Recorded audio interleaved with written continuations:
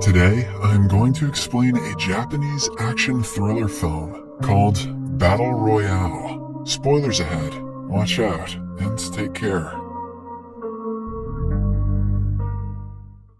The Japanese employment system, alongside its government, has collapsed. Students see no benefit in going to school and getting a degree, which causes the number of high school dropouts to skyrocket. Most dropouts indulge in one or the other criminal activities. Adults lose trust in youngsters since most of them have turned into criminals. In times of emergency, the only way to save society is by eliminating the high schoolers before they get a chance to ruin the country altogether. In a desperate attempt, the government passes a reform act called the Battle Royale. According to the act, every year, a class of high school students are put against each other in a fight to the death. This way, only one out of hundreds of students survives, which further benefits society.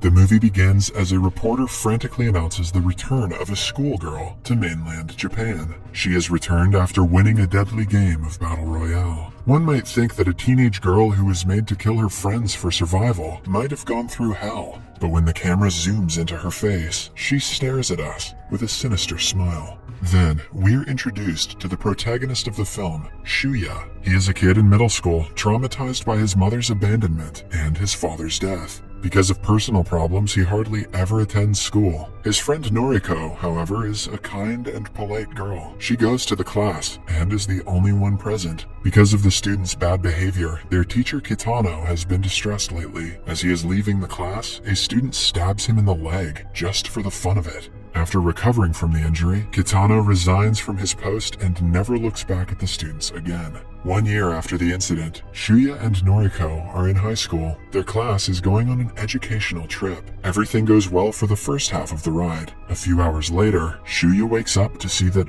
all of his friends are unconscious. The bus driver and conductor are wearing gas masks. When they notice he is awake, the conductor knocks him out. In the following scene, he wakes up again and finds himself in a classroom with all his classmates. They gain consciousness and look around, trying to figure out what is going on. They also have a strange device attached to their necks that doesn't come off. Suddenly, several helicopters land outside, and an army of soldiers comes out. Alongside them is Kitano, the teacher who the children used to disrespect until he resigned. He tells a confused class that they have been recruited to take part in Battle Royale. Two outsider students named Shogo and Kazuo are also in the room who are supposed to take part with them. The two have already played with their classmates and are more experienced than the others. Kitano plays a video to explain how the game works, but a girl whispers to her friends in the middle of it. The teacher throws a knife at her and scores a direct hit on her forehead, killing her. The students panic and finally realize the severity of the situation. They watch the video attentively after that. It turns out that they are on a remote island with no way to escape. The students will be given a bag full of supplies that they will have to use for their protection or to attack others. The collars on their neck are tracking devices and microphones. If they try to escape or do anything against the rules, it will explode. A guy panics and refuses to listen to the presentation. Because of the disruption, Kitano presses a button that causes an explosion, resulting in the student's death. If more than one student is left by the end of 3 days, all their collars will explode, leaving no winner. The thought of dying brutally like their friends scares everyone and motivates them to play the game. Following that, the soldiers bring them a supply bag that contains the same 4 survival products, but the weapons on all of them are different. They hand them the bags one after another before sending them outside. The newcomers, Shogo and Kazuo, are also given a random bag, but Shogo insists that he get a new one because his is too light. The two are ready to kill anyone to become the winners, having already killed people they were close to. Shuya finally gets his head in the game and rushes outside with his bag. Suddenly, one of his classmates who had run out earlier emerges from the forest. When she gets closer, Shuya notices the arrow sticking out of her throat. It is clear that people have already started killing each other. Noriko also comes outside, but before the two can decide their next move, a guy with a crossbow attacks them. They run away, leaving the guy to fight another one of their classmates. The couple then ends up in a cave, where Shuya checks Noriko's arm that was injured earlier. Unfortunately for them, their bag contains a pot cover and binoculars as weapons. Somewhere else, a group of students surrounds Kazuo, trying to intimidate him. They believe that since he is an outsider, they should kill him first. But a guy makes the mistake of approaching Kazuo with a gun. In an instant, he gets hold of the gun and manages to defeat the entire group without breaking a sweat. Then, he takes their weapons and makes his way to beat the others. The pressure of fighting for survival is too much for some students to take. Many of them commit the unthinkable. After that, we are introduced to a girl named Mitsuko. Unlike the others, the situation has turned her into a cold-blooded murderer. She kills a friend and doesn't even feel a hint of sympathy for her. The next morning, Shuya and Noriko bump into a friend with an axe who launches at them. Shuya makes Noriko run away before fighting the guy himself. The pot cover comes in handy to dodge the attacks, but they soon fall down the hill. In the process, the guy hits himself on the head with the axe. Shuya looks at him in regret, even though all he did was defend himself. Following that, he and Noriko run away again. This time they are stopped by a scared guy with a gun. He nervously asks them to stay where they are, too afraid to actually shoot them. Taking the opportunity, Shogo shoots the guy dead and takes his gun. He notices that Shuya and Noriko are not trying to harm anyone and agrees to take them in for more protection. Then, they see two girls calling people for help. They want everyone to join them and figure out the situation together. Shuya tries to go help, but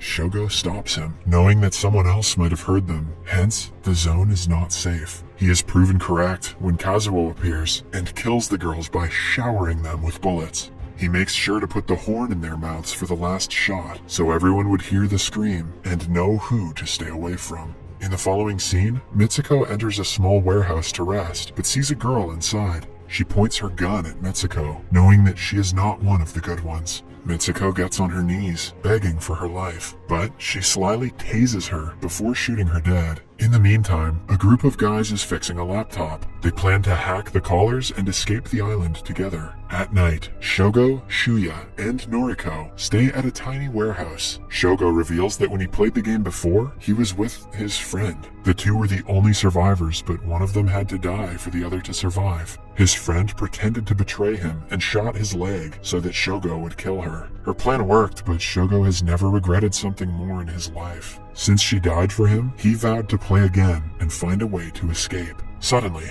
gunshots are heard from outside. Outside, Kazuo is after a guy who is wearing a bulletproof vest. Since he cannot take the guy down with bullets, he resorts to a sword. After decapitating the poor man, he hears a noise from inside the house that the trio is in. He puts a grenade into the mouth of the head and throws it inside the house. Fortunately, the group escapes just seconds before the explosion. Shuya runs outside to distract him, but is cornered in the process. Kazuo runs out of bullets, which gives him the chance to escape. He jumps into the water just in time to dodge the attacks. The next morning, Shuya wakes up in a lighthouse while being taken care of by a girl named Utsumi. She and her group of friends ask him to stay with them until they reunite with the rest of the group. If they stay together, they may have a higher chance of escaping. One girl from the group was the friend of the guy who died with an axe in his head while fighting Shuya yesterday. To take revenge, she mixes poison with the food they are about to give Shuya. However, her plan fails when a girl eats the food before she can be stopped. The effect of the poison soon starts to show, and she dies, vomiting blood. The girls panic and start blaming each other for poisoning the food.